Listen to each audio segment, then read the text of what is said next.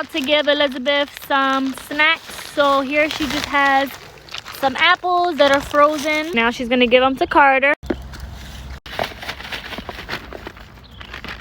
Good job. So we got some strawberries in there, some feed, and some apples. And some food on his head, of course, like always. And Elizabeth always loves a good back scratch and rub. Lizzie is such a sweet girl. We love her.